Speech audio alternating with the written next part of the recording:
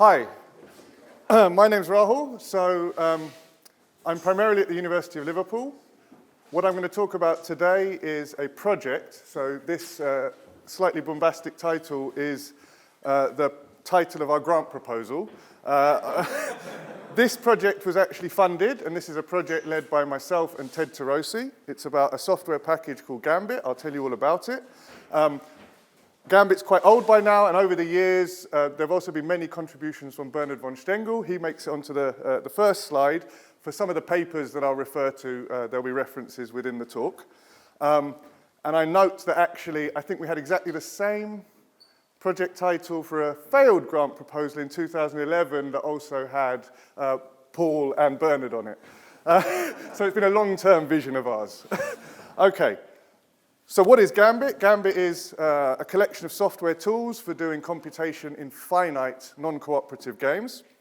There is a rather old and clunky graphical interface that hasn't been so updated in recent years, but we've been doing a lot of work on the other aspects in recent years.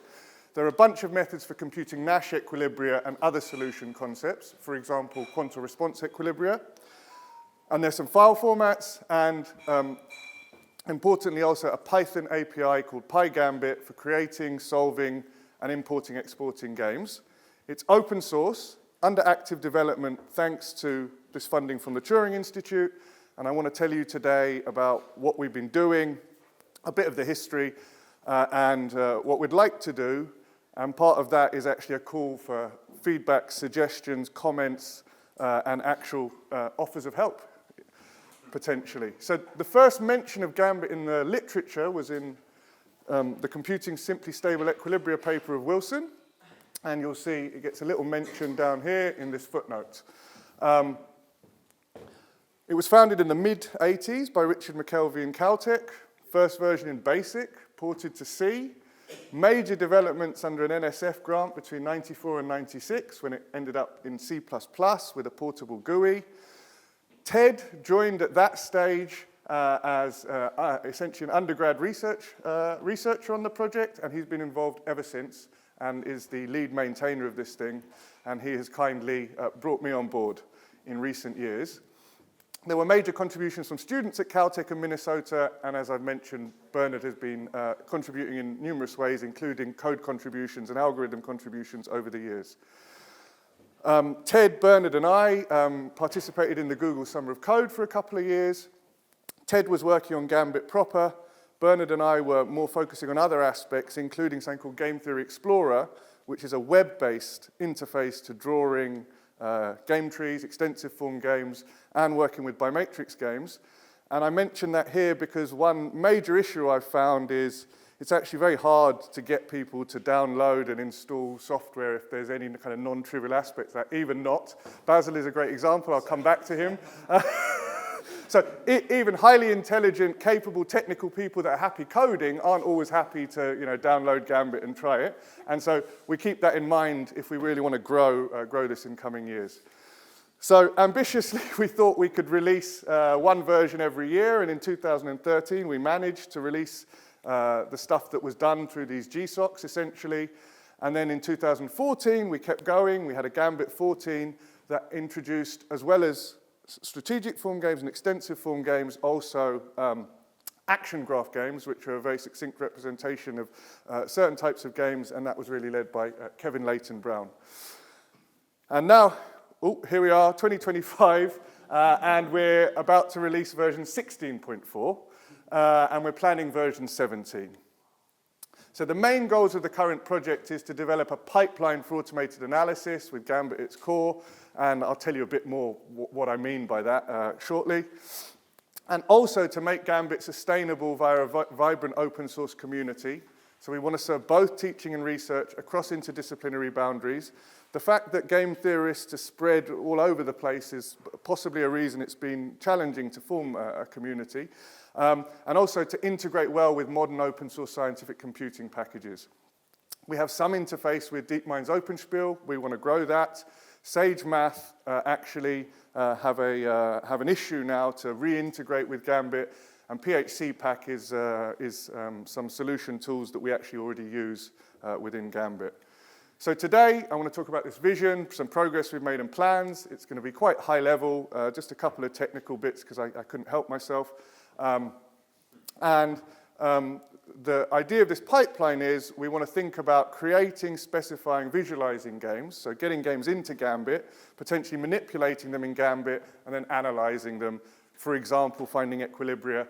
Ideally, you might be able to analyze some learning dynamics as well, and so on and so forth. Okay. So this idea of automated analysis of strategic interactions is certainly not new, and I just want to highlight this paper from 1997 from AIJ of Daphne Koller and Pfeiffer that is actually really saying they have a system to specify in their own declarative language imperfect information two-player games that use prologue and essentially then use the sequence form, which is a way to represent an extensive form game without the exponential blow-up that you'd get by converting it to the strategic form, and actually then solve those games. So very much similar type of idea that we have in mind, but actually with the advent of LLMs, which happened after we'd coined this name and after we'd started the Turing project, actually it's quite natural to think about starting with a natural language description of a game. And so one of the things I'm going to talk about is using LLMs to get games into Gambit. But I'm actually going to start by talking about finding equilibria in Gambit. I'll talk a bit about enumerating equilibria by matrix games. And then I'll talk about this translation from natural language via PyGambit for extensive form games. And finally, I'll talk about policy space response oracles. The idea here is it obviously makes sense to try and interact with modern developments in AI, deep reinforcement learning, multi-agent reinforcement learning. Policy space response oracles are one particular approach that sits very well with Gambit because within that approach, traditional equilibrium computation is a subroutine, essentially. Okay, and that's an outline that I won't dwell on now because it's going to pop up a couple of times. It's just to remind us where we're at.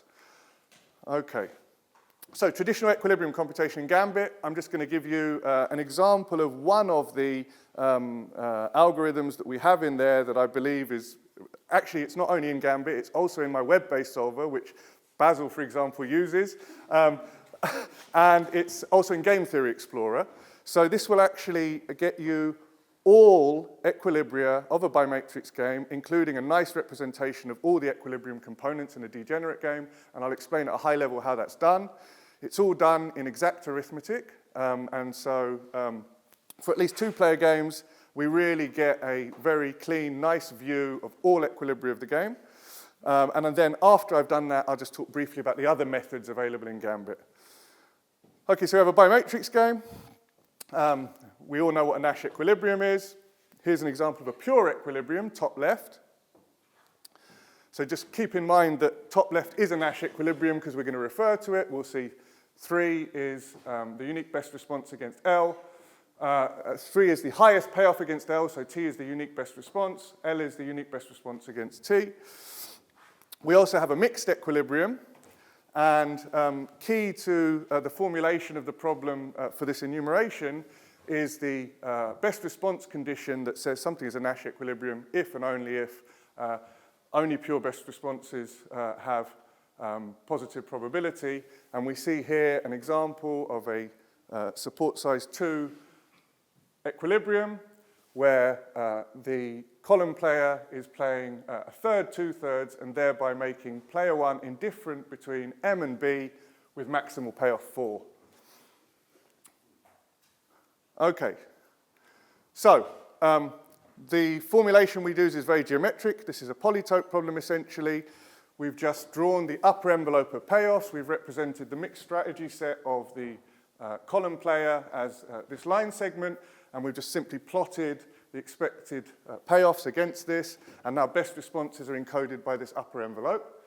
One thing we've done is we've got rid of top, middle, bottom, and we've used integer labels that go 1 up to 3 and then continue to 4 and 5, which is just nice because we're going to then have a condition that says you have a Nash equilibrium if you're completely labeled in a pair of these polytopes, and we'll be coming to that. And importantly, we've labeled the right with 5 because that says that 5 is played with 0 probability.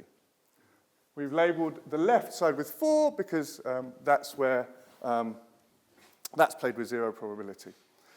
Okay, we're going to rescale things, which is fine. You could imagine adding this works as long as this upper envelope is above 0. So you can imagine adding a positive constant to ensure that if you want.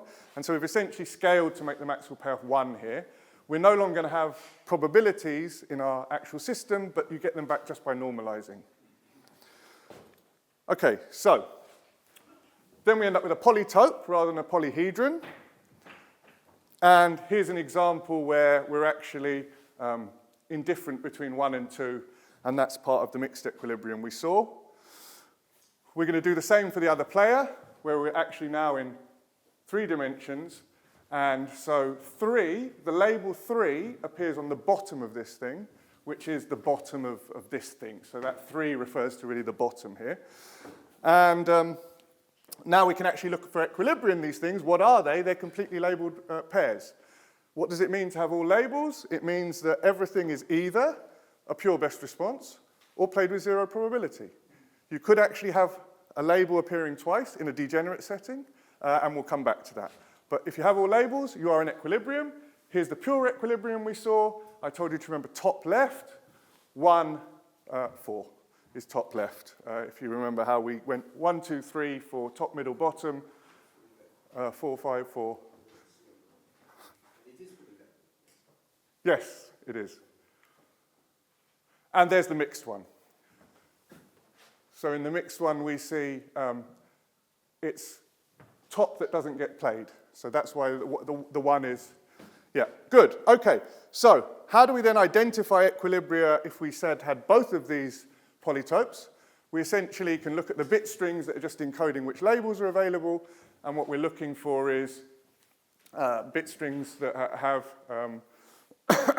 where we essentially have the OR, and so we've identified these equilibria here, and then before I go to the algorithmic approach we'll use, I'll just note that degeneracy can be handled too. You may have more things meeting in a point like we see here, and now what you're going to have is, rather than 3 bits, so 3 labels in this particular vertex, we have 4, and that means we actually match with 2 things. And this is actually meant to depict a bipartite graph, and in this bipartite graph, we're going to find maximal cliques, and those are going to be the equilibrium components. Okay. Very nice reverse search method of Avis and Fukuda. So this is a general method. It actually works for a bunch of different combinatorial problems, but the first thing they did was vertex enumeration of polytopes. So you give it the inequalities, and it gives you back the vertices, or the other way around. The key innovation in this paper was you could enumerate, and actually this was one of the first things I did as a PhD student was actually doing the matching in Perl, believe it or not, if you know what Perl is. Enumerate the vertices of both polytopes and then kind of do the quadratic matching and then stick the thing into a clique enumerator. The main point of this paper was we enumerate one polytope. You can pick the one you think will have less vertices, so that will be quicker for you. And then you look at the much lower dimensional thing on the other side in terms of the missing labels. So you actually encode those as constraints, and you're much lower dimensional then. And the second point that's nice is you can stay in that hyperplane arrangement and potentially have a warm start when you move to the next one, because you're only changing a little bit in your main enumeration, and so you might be able to quickly find another feasible thing on the other side. And we're enumerating all complementary vertices in the other polytope as we enumerate the main one. And then at the very end, we use a nice algorithm of Bron and Kerbosch. This is one of the things Bernard contributed to Gambit. He already had this code to find all the non-singleton components. And again, I refer to this ease of use thing. Numerous people have said to me over the years that they like this convenient bimatrix solver where you literally just paste the matrices in two boxes on an HTML form. And so if you do want to try this out, by all means try this, but also please check out Gambit too. Okay. So, I have two questions. Yes? How much does your bimatrix solver scale? Like, what matrices should I expect to solve there? That's a great question. just for you guys, where it says max 15 by 15 on my website here, that has absolutely no meaning in real life. It's just because all the computation is done on our Liverpool server, and anyway, it's going to time out if you give it too big a game. Back then, when I coded this stuff up, I was trying to solve some kind of 30, 40 by 40 games and waiting 2 weeks for an answer. I really can't tell you the best now, but it really depends a lot on the particular polytopes that are underlying it. But, you know, I mean, 10 to 20 should be easy. And, you know, the other key point, I guess, is Avis has full parallelization built into their implementation as well. So this is actually our algorithm, apart from this part, is actually built into the proper LRS package, and that includes parallelization too. So if you have some cores, you could, you know, try and use that too if you really want an answer. Okay, so we've been talking about exact equilibria, and we've talked about this first bullet here. So we can enumerate all mixed equilibria by matrix game. The other things we can do is we could solve a zero-sum game via linear programming, or use the Lemke or Lemke-Hausen algorithm to find at least one sample equilibrium, possibly more. And I note, if you were to convert an extensive form game, and we'll come back to extensive form games shortly, if you were to convert it to a bimatrix game in a two-player setting, there can be this exponential blow-up. There is an algorithm for enumerating directly in this more succinct, efficient representation called the sequence form of Bernard, but we don't have an implementation of that. And that would be one nice coding project for someone. And in Gambit currently, for the linear programming in the sample equilibrium, we can use the sequence form. So it's linear in the size of the extensive form game that you give it. And now for any number of players, we're now doing approximate equilibria, apart from for the enumerate pure. But for the others, you know, we're doing support enumeration and using polynomial equation and inequality solvers. We have some Lyapunov function minimization in there, a simplicial subdivision that is essentially Scarf's algorithm, but with some tweaks, iterated polymatrix approximation, the global Newton method of Govindan and Wilson, provided via a package of Blum and Shelton from the early 2000s. And finally, we can find and estimate quantum response equilibria via predictor-corrector methods. Ted is one of the leading experts on that, and he has also a background in experiments and behavioral game theory, where they actually want to estimate parameters in some parametric form of a game, assuming people play a QRE given data on how they behaved. And that's also in there. If you want to know more about that, which I'm no expert on, then there's this very nice paper that's just come out this year in a special issue on 25 years of QRE. Okay, so that's it on the first part, traditional equilibrium computation in Gambit. Any quick questions? Okay, so let's talk about extensive form games. I probably wouldn't have made as a bold a claim as Reader, but it's nice that he did say, you know, real games are all extensive form. Here is an extensive form game. I'm going to tell you a little story in natural language that goes with this in a sec, but let's make sure we understand what's depicted here. There is a chance move, so there's a move of nature that with probability half decides essentially on the type of player one. Player one learns that. This is exactly the formulation that Sergio referred to earlier in the week. And then player two does not learn the type of player one, and then has a choice of their own. So there is a story associated with this. I took it from Bernard's lecture notes. I stripped a bit of the language out to actually get it to fit on the slide. The exact story is a bit irrelevant, but the point is, how would you actually get this thing into Gambit? One way is you can use Game Theory Explorer. So this is the GUI I referred to. And you could use Gambit's GUI as an alternative, and that would work for a small game like this. Or actually, you could use PyGambit. So here's the code for PyGambit.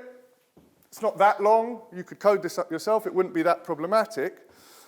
But then if we actually switch and even just look at Kuhn Poker, which on the one hand, when I see it used as a kind of test example in all these multi-agent reinforcement learning things, I think that's a tiny game.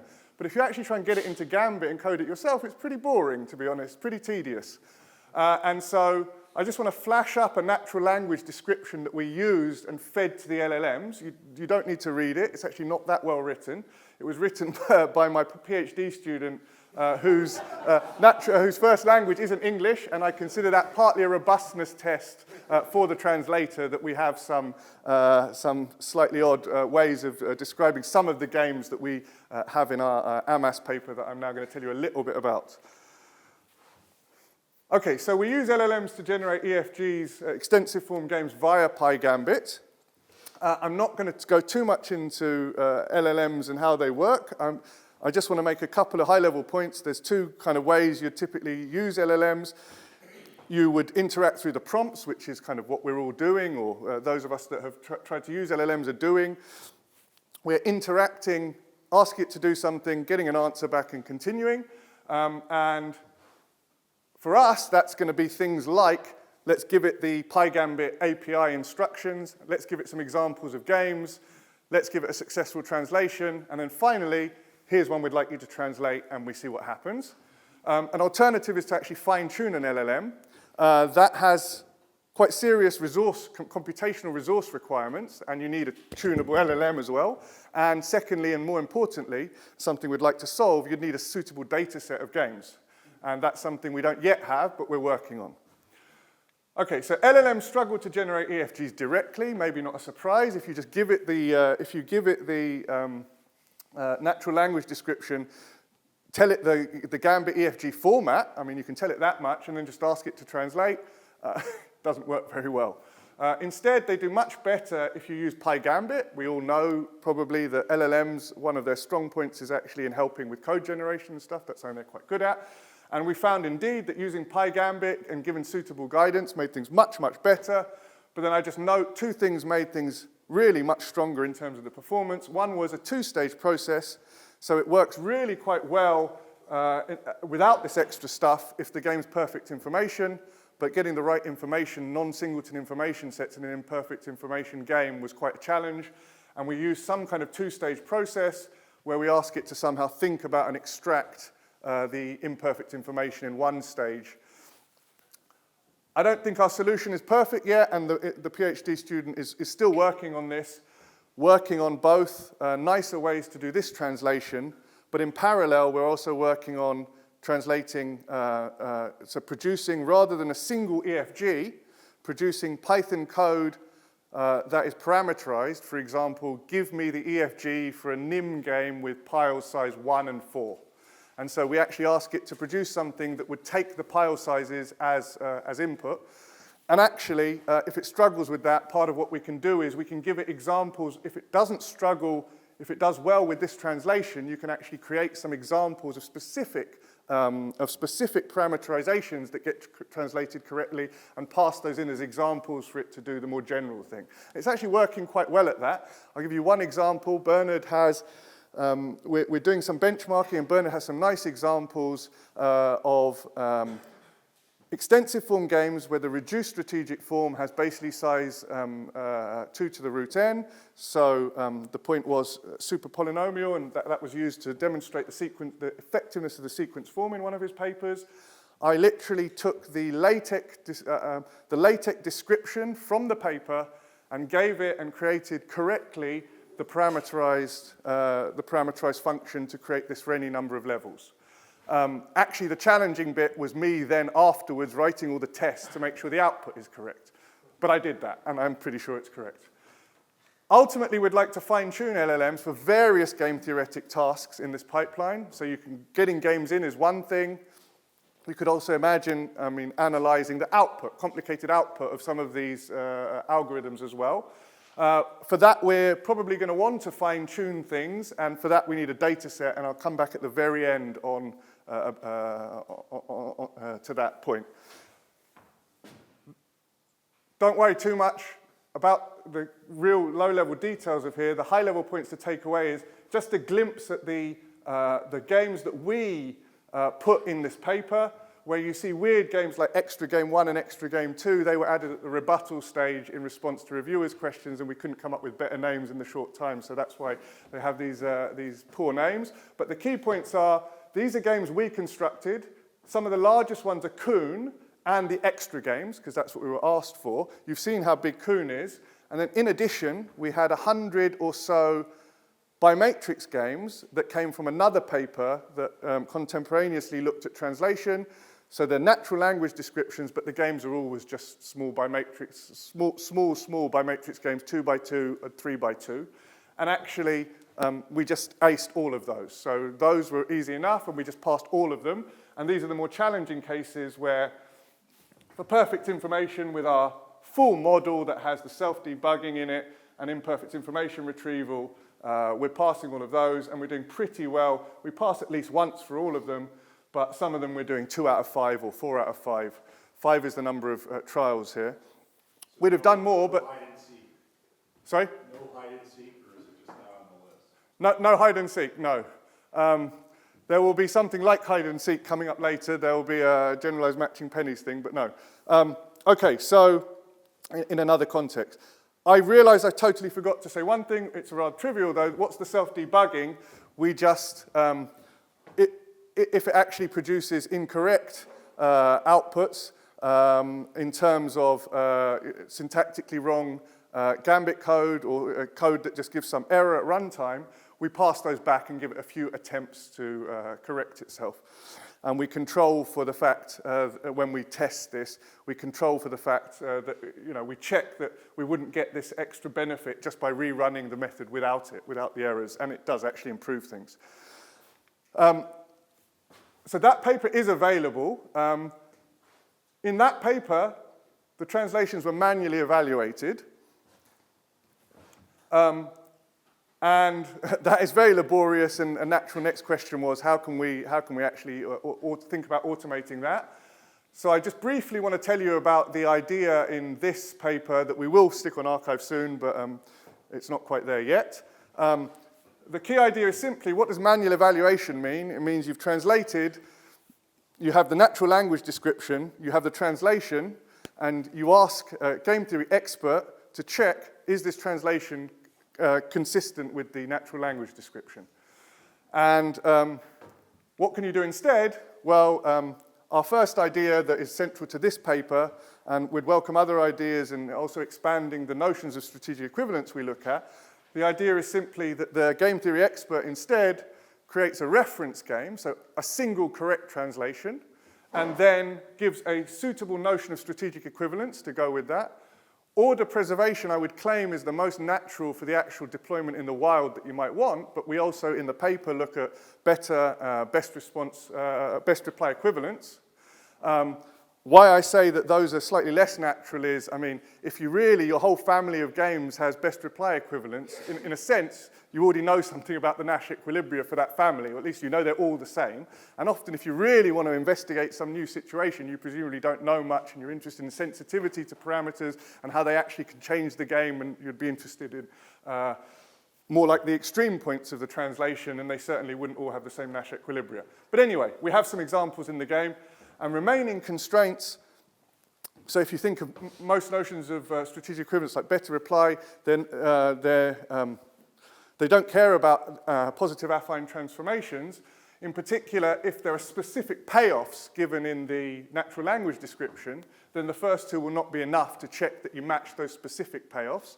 If, for example, you have imperfect information and actually strategically you don't care whether player 1 went first and then player 2 and didn't learn, or the other way around, actually you could have specified in the natural language description which player went first, and we'd include those as extra constraints to be checked separately. Okay, so that was part 2. I've only got 5 minutes left for part 3, so I'm going to have to zoom through this a little bit. This is about policy space response oracles.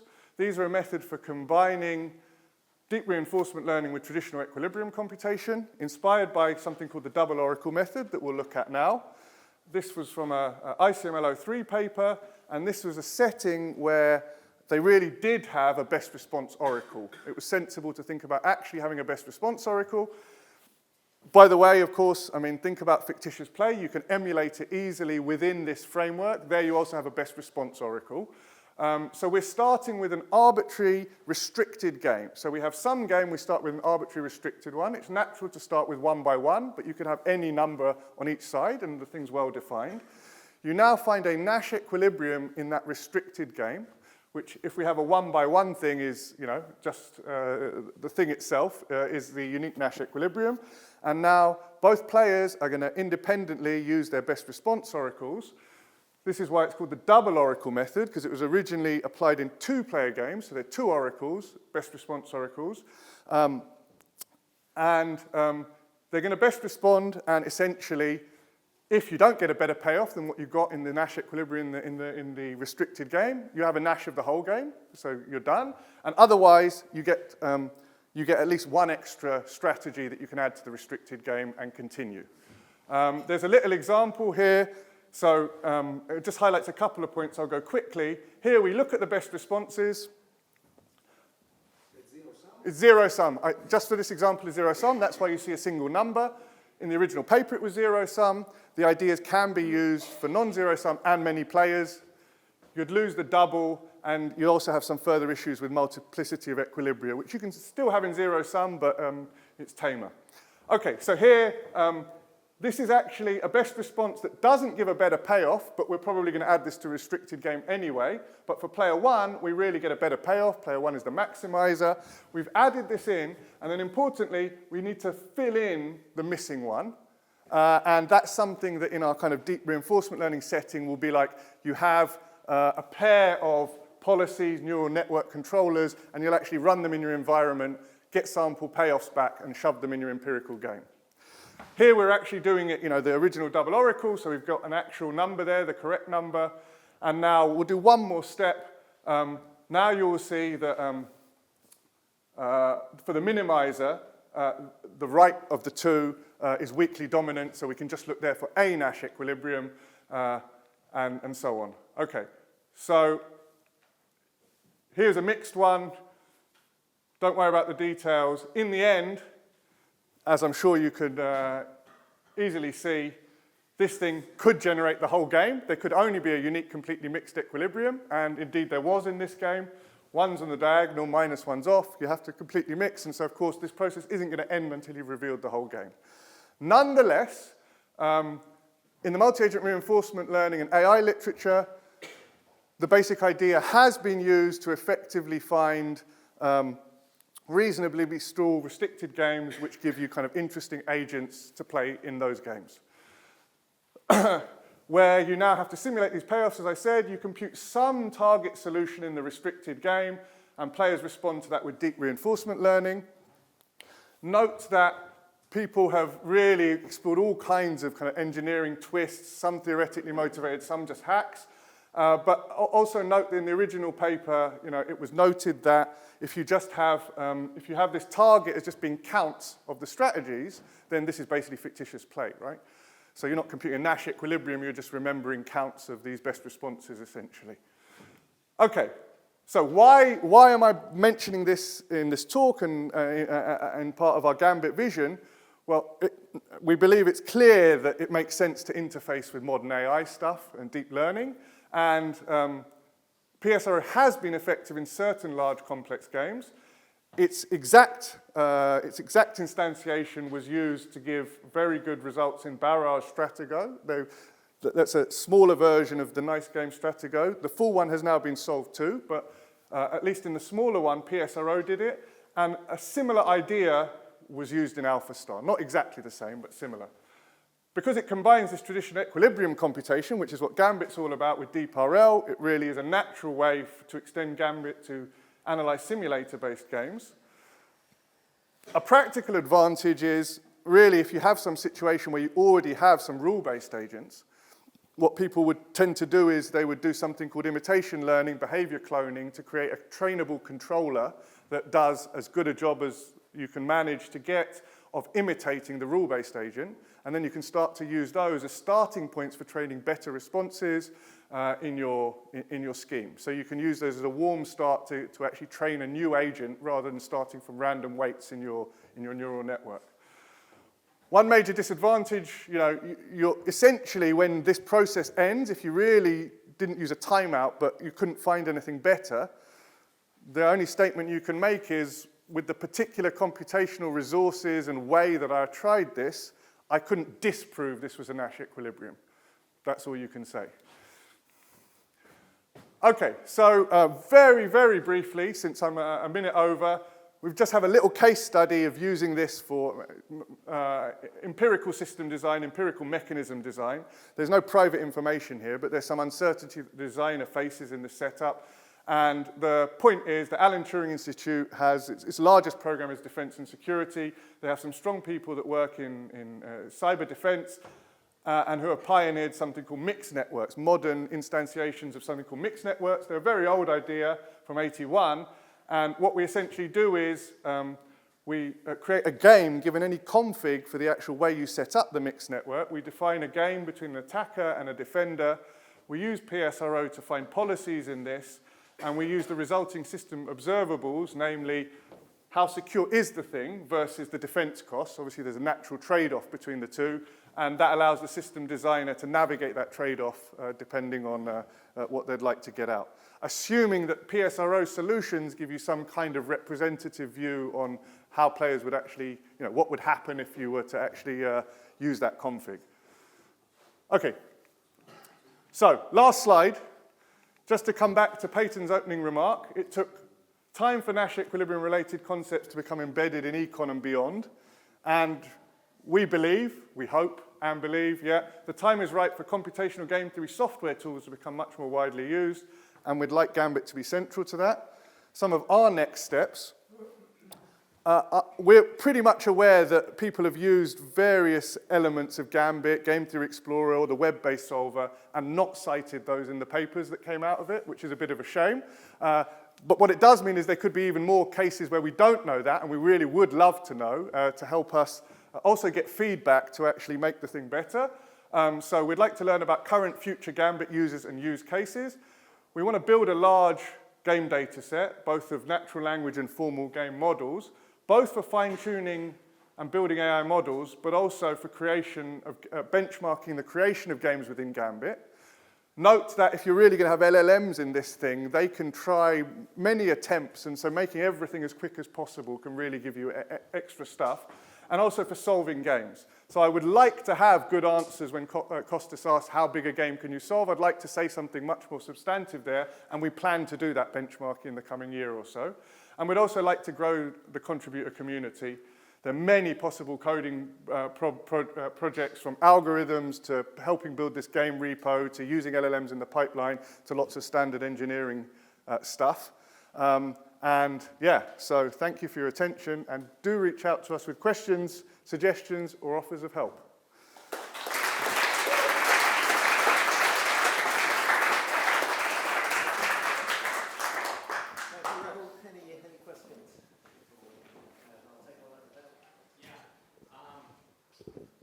So, do you have anything, which of these are for non-bimatrix games? I mean, all of the stuff for extensive form games is non-bimatrix. No. I meant if you can do like binary games. Is there support for Gambit for like 2x2x2x2x2? There is support for general strategic form games. Yes. Okay. N players. Okay, I wasn't sure because you all had too many twos there, but I will just give a little pointer that Bernard has a complete enumeration algorithm for 2x2x2 now. Okay. Very special three-player class of games, but it's progress nonetheless. But anyway, Gambit supports tensors, any dimension. Okay, because it may not give you an answer in a sensible amount of time, but I mean, you can try. Yeah, perfect. Thanks.